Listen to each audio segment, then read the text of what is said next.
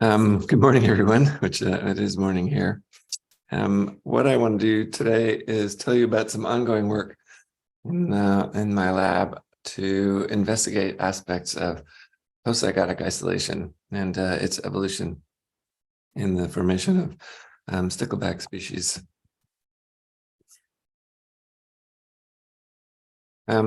And the question I want to address really is what we've learned about the nature of the genes that underlie the evolution of postzygotic isolation.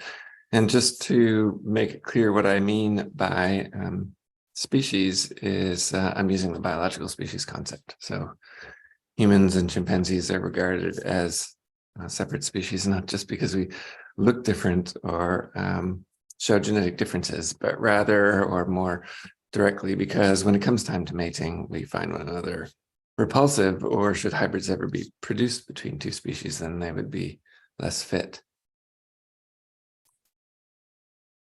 In thinking about this problem, I went back to this great paper by Dubzhansky, published in 1940. It's the proceedings in the American Naturalist of the last major conference on speciation before the biological species concept. And at this conference, even though the biological species concept had yet to be enunciated by Meyer, Dubzhansky is already talking about the evolution of reproductive isolation. And in particular, he's asking about the features of the genes that are responsible for the origins of species. And in particular, he wants to know whether the kinds of genetic differences that are responsible for phenotypic differences between species also are responsible for reproductive isolation. So the problem is whether isolating mechanisms, reproductive isolation, develop with the accumulation of genetic differences in general, those that make species different from one another phenotypically, or whether they represent a separate category of genetic changes. So we do know something about this question since Dubzhansky, and that is that ordinary genes often underlie prezygotic reproductive isolation. And therefore phenotypic differences in pre-mating isolation have a common genetic basis. So a straightforward example would be flowering time between divergent races of monkey flower Mimulus guttatus. In this case, genetic differences between species in phenotypic trait flowering time also directly lead to a reduction in encounters and therefore pre-mating isolation. But what about postzygotic isolation? The framework that Dubzhansky had in mind is now referred to as the BDM model for the evolution of postzygotic reproductive isolation. And Dubzhansky surmised that it would involve the building up of what he called complementary genes. So here's a sort of brief sketch of what his idea looks like in the ancestor-derived version. So we have two populations that begin as genetically identical at a couple of loci, A and B. And then through a process of mutation and selection, the derived population accumulates novel alleles at both these loci, A and B, and it does it in two stages. The first step is the occurrence and spread of the big A mutation, which replaces little a. And the second step is the occurrence and spread of the large B mutation. And the idea is that big B has never occurred in a background that includes a genetic background that includes little a. And what happens is that there may be pairs of genes where big B and little a are incompatible, and this reduces the fitness of hybrids. This model has been very successful. And not only that, it underlies examples that I know of synthetic speciation. So I was intrigued by this paper by this Minnesota group that basically used Dubzhansky's complementary genes model to create new species of fly in the lab that and their new species defined as when they're crossed, no hybrids survive. So the system is pretty straightforward. The first step is the production of big A, and then the creation of a fly line that is all big A rather than little a. And the mutation big A renders the fly resistant to the subsequent mutation big B.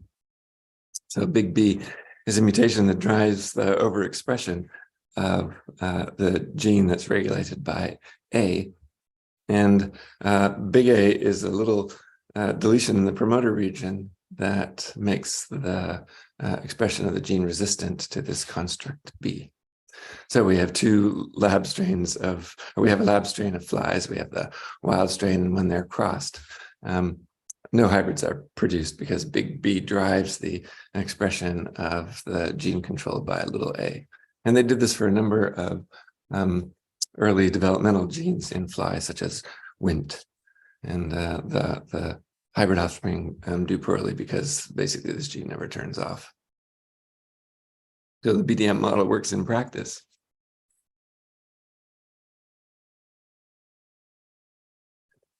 So what kinds of genes drive or underlie postzygotic isolation in nature?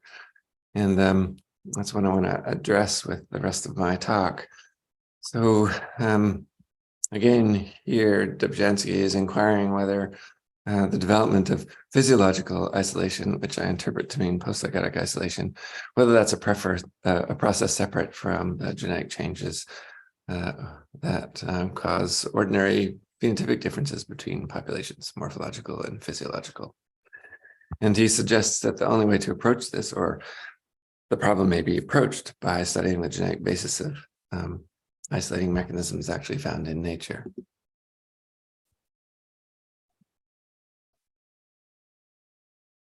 So this approach has been very successful, and a number of genes responsible for postzygotic isolation has now been discovered, particularly in groups like Drosophila, Mimulus, and Arabidopsis. And in most, or perhaps all of these cases, the sterility or inviability of hybrids has been mapped to pairs of genes as described by the BDM model. But what's also interesting about this accumulation of discoveries is that, for the most part, the genetic variants that have been identified, the genes themselves, have rarely been plausibly connected to the evolution of phenotypic differences between species. Most often, any evidence of selection on genes based on an understanding of their function points to the role of intergenomic conflict and reciprocal loss of duplicated genes in their evolution. So intergenomic conflict, I mean meiotic drive or cytoplasmic male sterility. And by reciprocal loss of duplicated genes, I mean a situation in which a gene is duplicated, translocated to another locus. And then different copies of the gene are silenced over subsequent evolutionary time. And the result is that when recombinant hybrids are formed in crosses between these two populations, a fraction of the hybrid offspring is missing a gene. So does this mean, based on what we know about the genetics of postzygotic isolation, that it evolves via a separate category of genetic changes, as Dobzhansky surmised, different from ordinary trait divergence between populations?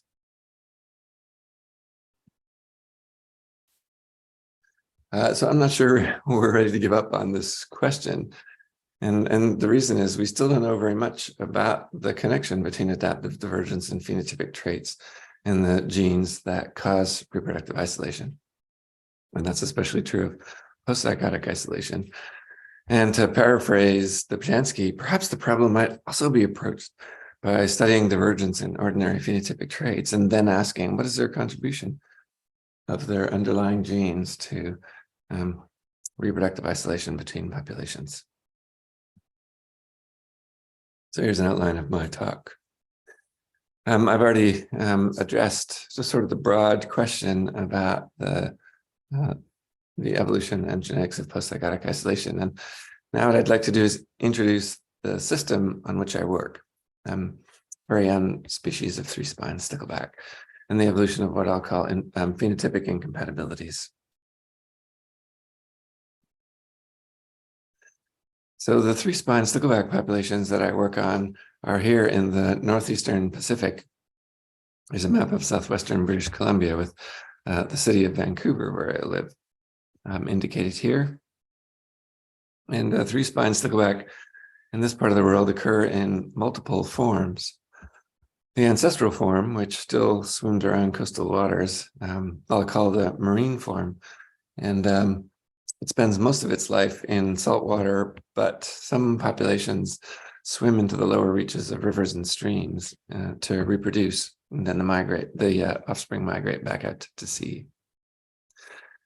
The marine population has given rise to a range of phenotypes after colonization of fresh water. And it's in this part of the world especially that we see the widest variation in phenotypes in freshwater in this group of animals. Most small coastal lakes where I work contain just one species of three-spine stickleback. So this is one of our study lakes, chrXV Lake on Texada Island.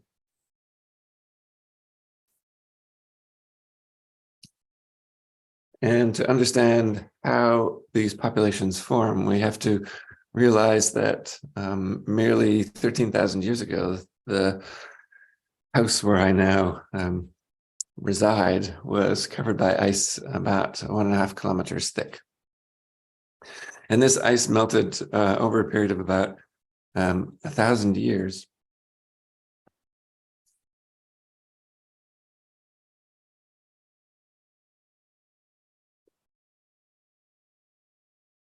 And I realize now that I am going to have to switch to another file because the video is not working and I really want the video to work. So hang on just a second.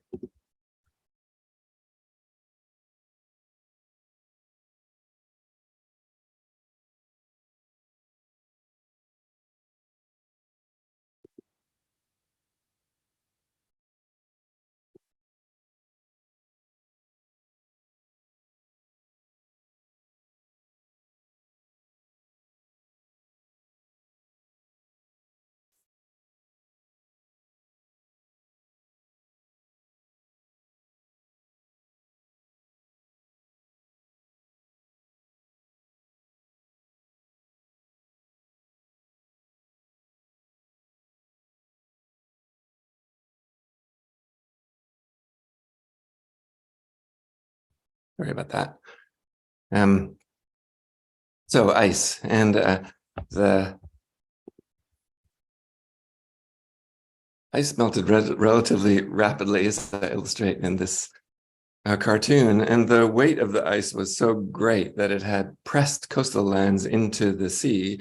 And as the ice retreated, these coastal lands rebounded, and bays became lagoons, became freshwater lakes, and that's how most of the small coastal lakes that we work on acquired their three-spine stickleback.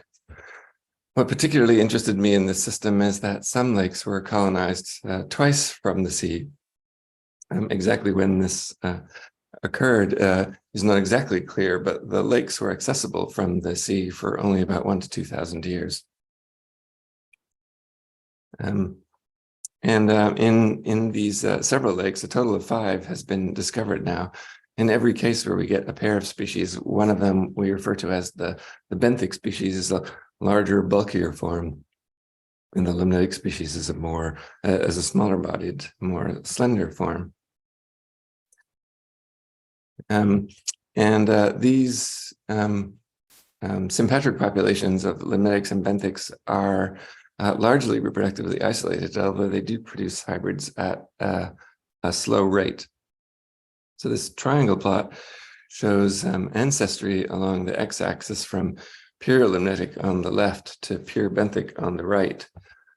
And the horizontal axis is heterozygosity for ancestry loci, and it shows up at the very top individuals that are F1 hybrids. So each dot is the genotype of an individual. A total of 300 individuals were genotyped in Paxton Lake. The pure individuals down in this corner and in this corner are not illustrated. So every dot in this graph shows an individual of somewhat intermediate ancestry. So we see F1 hybrids, we see back crosses in the lake, possibly an F2, and then more advanced generation hybrids. So these hybrids are less fit, and somehow a balance exists between the slow production by hybrids and their removal by selection. Nevertheless, the hybrids are viable and they're fertile in the lab.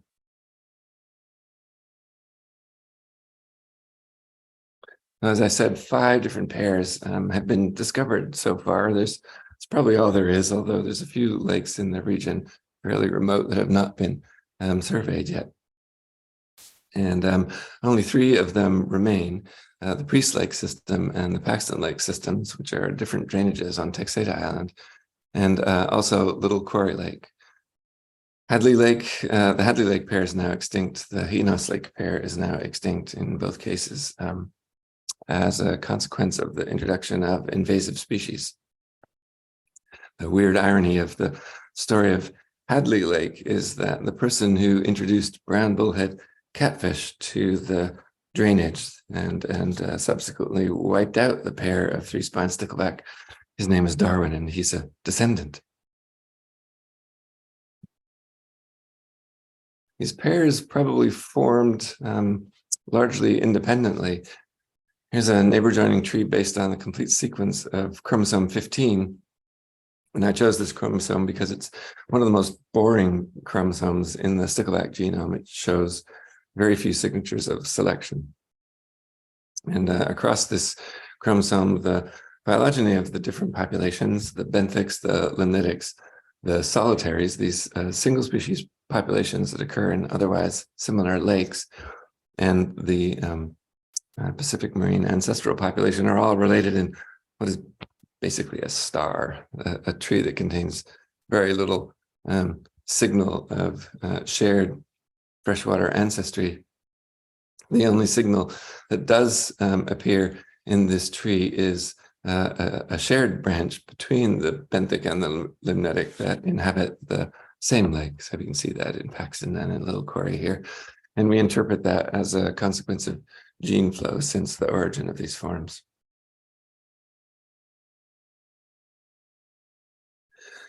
So biologically, ecologically, these forms are very different. The benthic form inhabits the littoral zone, where it feeds on invertebrates that live in the sediments or attached to vegetation. And the limnetic species, in every case, is an open water or pelagic form. It swims in the deeper water and it feeds on zooplankton, including highly evasive calanoid copepods. And we can distinguish the diet histories of individuals using stable isotopes. So these were specimens collected from Paxton Lake and from Priest Lake, and measured for their stable isotopes of carbon and nitrogen.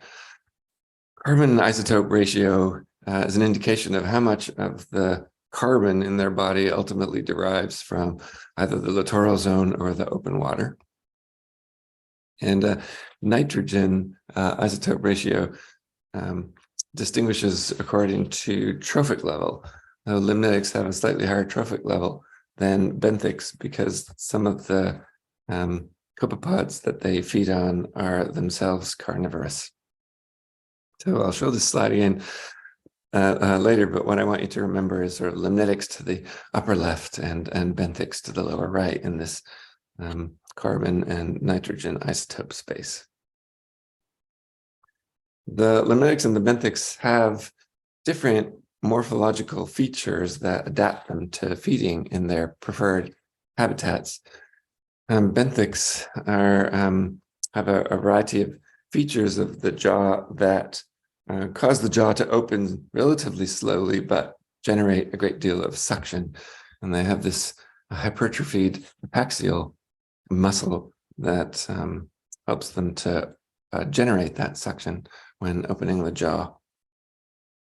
The limnetic, on the other hand, have a lever system for opening the jaw that allows them to open it very rapidly and project it very far forward. And they use this when feeding on invasive zooplankton. They combine this with a sort of a curling of the body and then an S-start, which thrusts them forward. They throw the jaw open, project it farther, and if successful, slurp up a zooplankton item.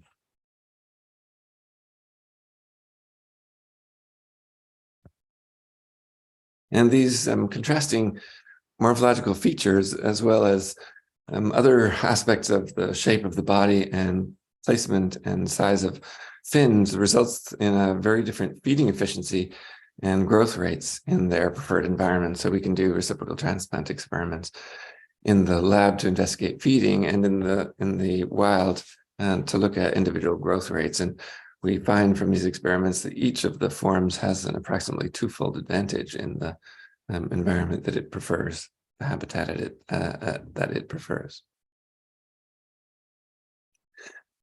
So that's the sort of background to the phenotypic divergence of these young stickleback species. Now I want to talk about our discovery of what we call phenotypic incompatibilities. So the discovery sort of came with a genetic mapping study that we conducted using experimental ponds between the benthic and the limnetic form from Paxton Lake. So we did this experiment in a series of experimental ponds that we have here right on the campus of my university, and just a few kilometers from where my office is. Each of these ponds is 25 meters by 15 meters, and they're 6 meters deep at one end. And they're sort of shown in the profile here. They're a marvelous facility. We've seeded them with many of the creatures from Paxton Lake, and long ago when the ponds were first constructed, and the diets of stickleback in these ponds are similar to those in the wild. To give you a sense of their scale, here's me and my lab standing here next to one of the ponds. So in this experiment, we made F1 crosses in the lab.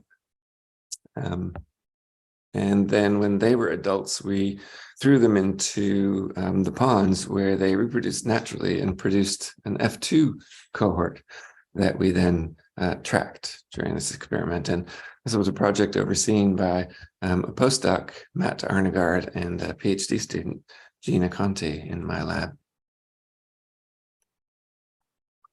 So in their first autumn, we collected a sample of subadult F2 hybrids from a pond, and we measured them, and also took a tissue sample and measured stable isotopes to get an idea of their diet histories. So I've shown this graph already, and once again, to remind you, we have nitrogen isotope ratio on the y-axis and carbon isotope ratio on the x-axis here, with benthics to the lower right and limnetics to the upper left. And when we measured this on our F2 hybrids, what did we see but segregation variants? So here again is the carbon isotope axis, the nitrogen isotope axis, and we have a range of diet types of individuals within this experimental population, from limnetic-like up in the upper left and more benthic-like in the lower right. Matt generated a combination of these two axes, which he called a niche score, which goes from more limnetic-like to more benthic-like. We also have this bulge of individuals showing a rather strange isotope ratio, and I will return to that group shortly. we discovered doing QTL analysis of this niche score that niche score maps to about 11 chromosomes, slightly more than half the chromosomes in the stickleback genome. And the impact of these QTLs is largely additive. If we simply add up the total number of benthic alleles in this F2 cross and measure their niche score, we see there's a positive association. So each of them has a small effect. Each of them contributes a small amount, and the contribution of all of their effects is largely additive on the phenotype niche score.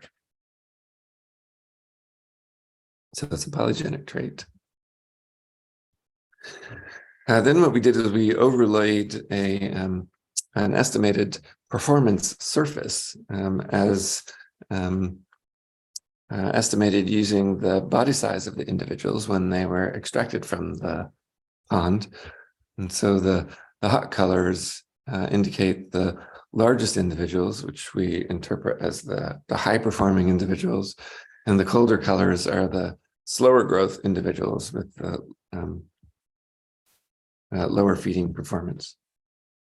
And so what we saw when we fitted this surface is that we have sort of two peaks, one at the more limnetic-like phenotypes, one at more benthic-like phenotypes with a saddle in the middle. And most hybrids sort of fall near this saddle. And this, in our mind, was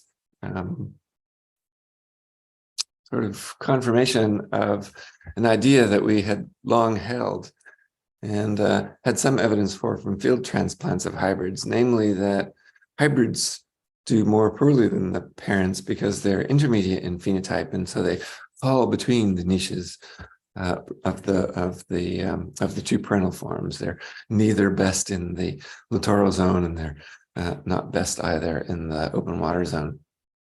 But they're somewhat in between, and are predicted to have a reduced performance on both major sources of prey in the lakes.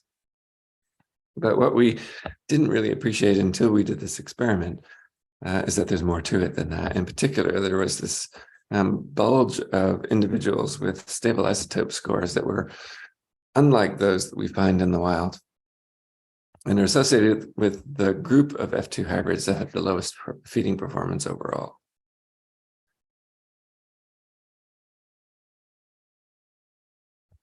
What I've done in this graph is sort of divide the F2 genotypes into the L's over here, the B's over here, and then this odd group, the A's. And what we found when we investigated what they were feeding on is that we discovered that this A group had an unusually high fraction of items in the diet composed of springtails, collembola, which inhabit the water surface. Either they actually inhabit the water surface or they frequently jump back and forth to the surrounding vegetation.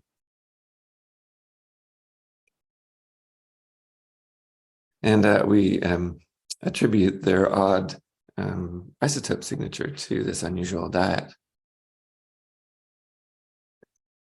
When we measured these individuals, we discovered that they were odd in another way, and that is they were extremely like one of the two parental species in some traits, such as the opening in lever of the lower jaw, but extremely like the other parental phenotype in other traits, including the protrusion of the upper jaw. So these individuals had an odd combination of traits, some that were limnetic-like, some that were benthic-like, that affected even the jaw, which is the instrument that they use for foraging. And our interpretation is that by this odd combination, they were neither very good at feeding on the prey on which the parental species were specialized. And so they developed a novel diet in the pond environment. And yet, even despite this, they had low performance. So we call this group the mismatched for traits that affect jaw opening. And this is what, because of the seemingly strong effects on the feeding performance of the hybrids, we refer to this mismatch as a phenotypic incompatibility analogous to a genotypic incompatibility between loci.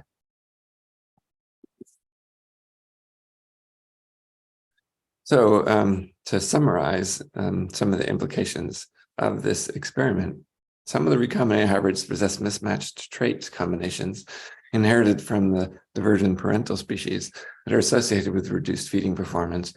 And that reduction is above and beyond the intermediate phenotype. They're not simply intermediate, they're also mismatched. And as I said, they're phenotypic incompatibilities, and I call them this because they're exactly analogous to BDM genetic incompatibilities. In the classic sort of view of how BDM incompatibilities might work is that at two loci, one a ligand, one a receptor that can't talk to one another and thus reduce fitness of the individual possessing this sort of mismatched combination of alleles at different loci. Well, we see instead traits that are divergent between the two parental species, and in some recombinant hybrids, they are mismatched. Part of the jaw comes from one parent, part of the jaw comes from another parent. They don't work very well together. And like the classic BDM incompatibilities, it involves at least two traits. So this has implications, we think, for the underlying genetic incompatibilities.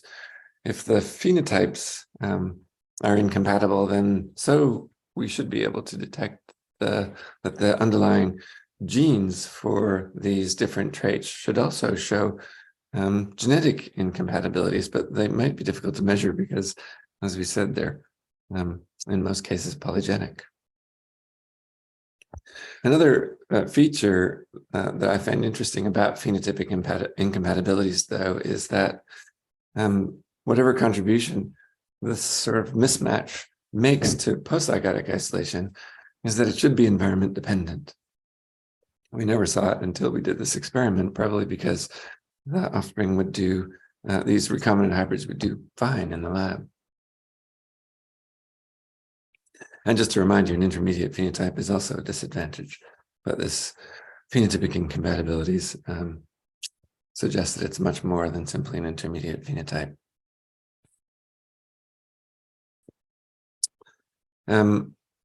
My student Ken Thompson worked with an undergraduate in the lab, Avneet Sheena, to quantify phenotypic mismatch and to ask very simply, how does it evolve as populations become divergent from one another? And so they undertook a survey of different freshwater populations and examined how divergent they were from the marine population and how pairwise trait mismatched evolved as divergence proceeded. So this graph is to show you how they quantified mismatch. Two of the traits that they measured, trait 1 is an armor trait, trait 2 is a gill raker trait. The gill rakers are these filaments on the brachial arches inside the mouth. The other side of these arches contain the gills, but the inner part of the arches contain these filaments that are involved in feeding, and in general are longer and more numerous in the more zooplanktivorous populations. So for these two traits, we have a mean for the ancestral population, a mean for a derived population, and then potential phenotypes of hybrids between them. So we quantified mismatch by the perpendicular distance of a hybrid individual to the line that connected the ancestor and the derived parent. So this is quantifying not how intermediate they are in phenotype, but how mismatched they are. So this individual falls pretty close to the line, and so would have low mismatch. So would this individual. This individual resembles one of the parents in both of these traits, and as a consequence is also fairly close to the line connecting ancestor to derived, and so has low mismatch. However, this individual here would have high mismatch, and it does because it resembles one of the parents for one of the traits, and it resembles the other parent for the other trait, so it has sort of opposing dominance. opposing dominance, and the result is that it has high mismatch. And by measuring a series of freshwater populations and their divergence from the marine form, they showed that as populations diverge, the average amount of pairwise mismatch also diverges. And it happens in both the F1s and in the F2s, and it does so for different reasons on average. In the F1s, it happens because average dominance coefficient doesn't change that much for traits that, as traits become more and more divergent. And what that means is that as populations become more divergent in the traits, the average distance caused by dominance between an individual and the line that connects the parental means grows.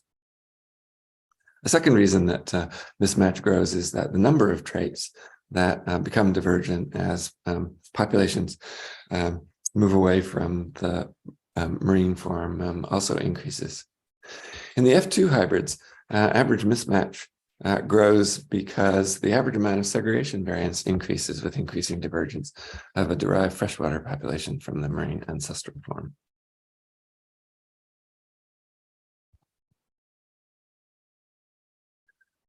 So the implications for postzygotic isolation that we wanted to investigate are summarized here. As I mentioned before, phenotypic mismatch is expected to generate antagonistic fitness interactions between the underlying loci, like BDM incompatibilities. But because traits are polygenic, the individual pairwise interactions between genes might be weak, and we've not succeeded in detecting them. In our QTL mapping study, we did investigate the possibility of interactive effects between the QTLs on these 11 chromosomes, but all were individually weak and none surpassed the threshold of significance. And so what we've turned to in the meantime is an investigation of their potential cumulative effects. And a second feature that I mentioned is that whatever genetic incompatibilities arise from phenotypic mismatch are expected to be environment dependent. My student Ken realized that according to theory, one expectation of pervasive mismatch between traits is that it should result in higher fitness among more heterozygous genotypes at underlying loci and recombinant hybrids. And I'll try to explain the basis of that expectation with a couple of slides. So imagine we have an ancestral population, a derived population in a new environment that has a new fitness optimum. And the population slowly or gradually adapts to this new environment by acquiring a series of mutations or variants that gradually bring it closer and closer to the new phenotypic optimum. And I've shown this for a pair of traits, trait 1 and trait 2. This sequence of adaptive steps does not really bring a population closer and closer to the optimum, but rather each individual variant takes it to some degree off the straight line that connects the ancestor to the derived population. Doesn't bring the population there directly, and that's because mutations are pleiotropic. And so the side effects of each individual variants, even though the net effect may be an accumulation of fitness by the substitution of a mutation, it's not necessarily advantageous in every trait, but later mutations compensate for the whatever deleterious or side effects there were of earlier mutations. And so it's also by a series of compensations that the population, as it accumulates adaptive variants, it gets closer and closer to the new adaptive peak. And these compensations cause segregation variants when recombinant hybrids are created between the derived and the ancestral population. And that's shown here in a simulation that Ken carried out for two hypothetical traits, 1 and 2.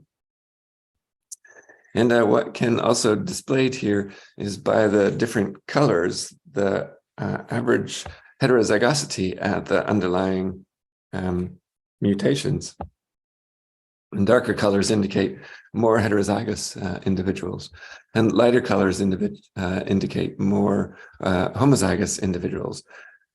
And as predicted by theory, the average amount of trait mismatch is associated with ancestry heterozygosity, with the individuals possessing the least trait mismatch being most heterozygous overall across the genome. Again, the reason this happens is that when you create a recombinant hybrid between an ancestor and a derived population, these compensations, these compensatory mutations sort of fall apart and are produced in all sorts of random combinations. And in that case, the worst thing you can be is sort of homozygous for one parental form at one locus, and homozygous for another parental form, for the other parental form at another locus or at other loci. Such combinations tend to produce weird phenotypes, and the overall result is a net trait mismatch being lower for the more heterozygous individuals.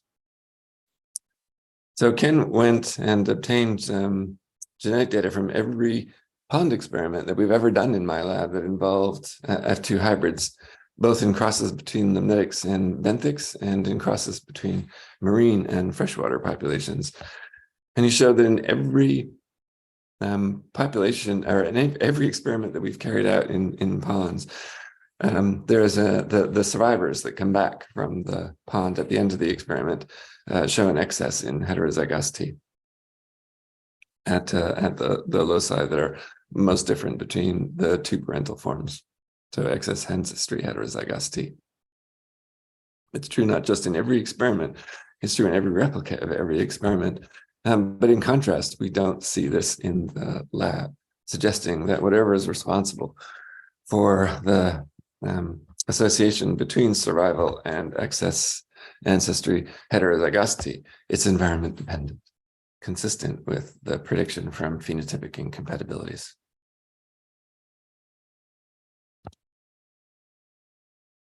So we want to take this further. There's a second expectation from theory, and that is that selection should also favor majority parent alleles in hybrid populations. So if we managed to create hybrid populations that had a majority of the genome inherited from, say, the benthic parent, and a minority of the genome inherited from the other parent, say the limnetic, then the incompatibilities, their cumulative effects, should result in selection acting against the minor parent alleles. And that's because at loci that are homozygous for the minor parent, they are functioning on a genomic background, which is mainly homozygous for the major parent, and thus they experience more frequent incompatibilities. And the result is that minor parent alleles should gradually be removed from the experimental population. And so what we did is we created backcross populations in both directions between limnetics and benthics from Paxton Lake and introduced them to 4 experimental ponds. And we'll be tracking the frequencies of major and minor parent alleles over subsequent generations. The alternate expectation in this case is that the fraction of major and minor parent alleles won't matter that much, and that instead populations will simply adapt to the pond environment. And in that case, experimental populations should converge rather than diverge over time. So we anxiously await the analysis of our first sample taken this spring from that experiment, and we'll be tracking it over subsequent years. So as I said, this is ongoing work. We have some indication that phenotypic incompatibilities have genetic implications. And that work is so far indirect, but we continue to pursue it. So I want to mention one more aspect about the genetics of divergence between these populations that I think you'll find interesting before I finish.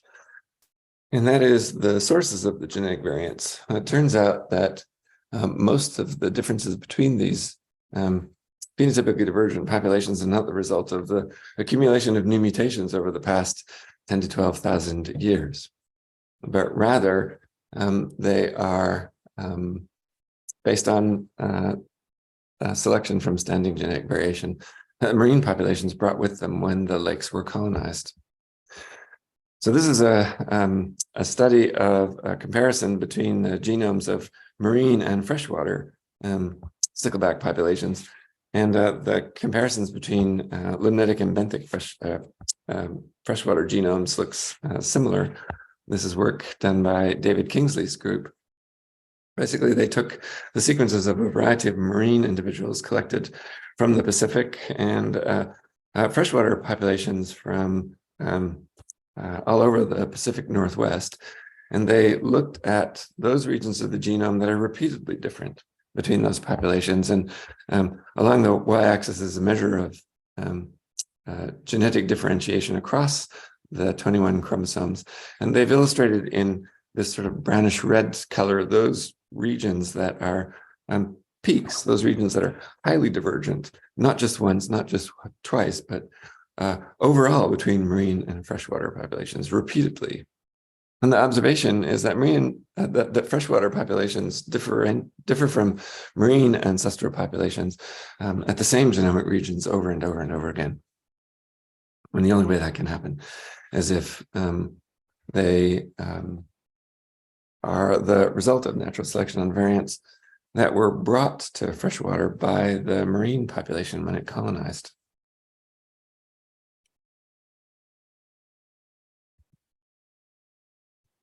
And another clear indication of the discovery that most adaptation to freshwater is based on standing genetic variation is the age of the variants themselves.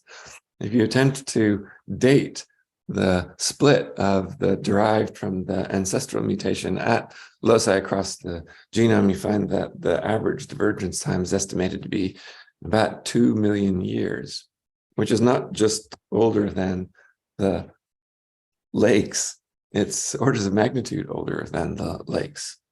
So we have a situation in here which the populations are far younger than the mutations that adapt them to their environment.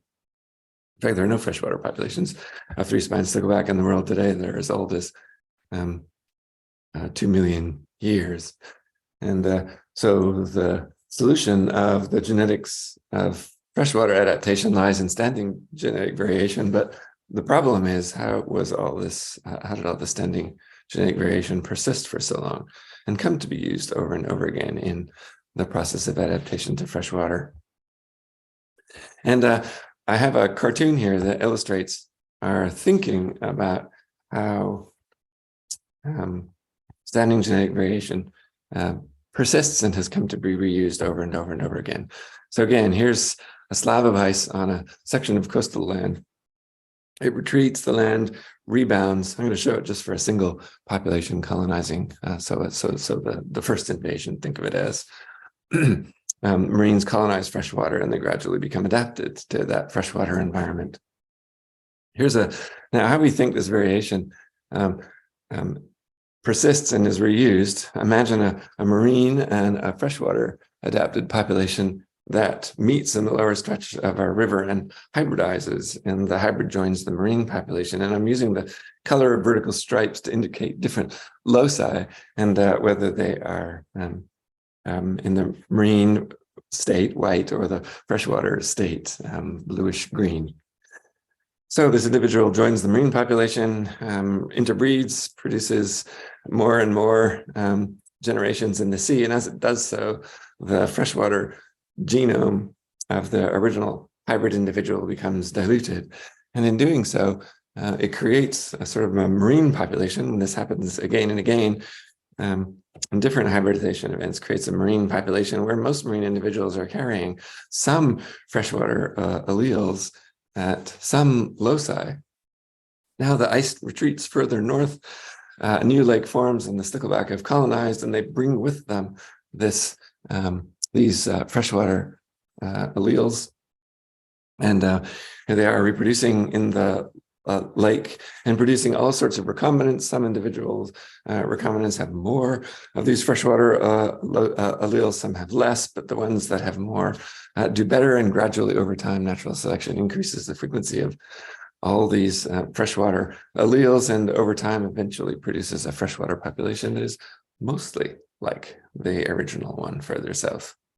And now that this freshwater population is formed, it preserves these freshwater variants again and is contributing them back into the marine population, where we think these variants are currently maintained in migration selection balance. So to summarize, some postzygotic isolation in stickleback appears to have evolved as a consequence of divergence in ordinary phenotypic traits by natural selection. And this postzygotic isolation includes selection against intermediate phenotypes, but also against mismatched individuals, mismatched phenotype in a process that's environment dependent. We've also done work to show that prezygotic reproductive isolation also has a basis in phenotypic differences, and that's partly because stickleback prefer to mate with other stickleback that look like themselves. The genetic basis of postzygotic isolation involves selection on intermediate and mismatched genotypes. At least we have some evidence of this so far, and the genetic differences on which selection acts are old and actually predate the origin of modern species. I like this quote from Mallet, even though it's a little dated by now.